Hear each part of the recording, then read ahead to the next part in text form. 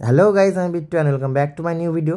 So guys, বাড়ির বাইরে আজকে ঢাকের আওয়াজ শুনতে পাচ্ছি। মনে হয় আমাদের পাড়ার যে চড়ক পুজোটা হচ্ছে বৈশাখ মাসের লাস্টে হয়, কাল বৈশাখী চড়ক যেটাকে বলে।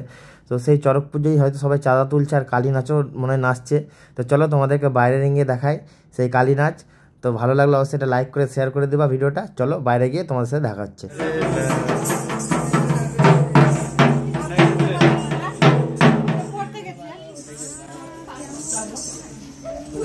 নাচ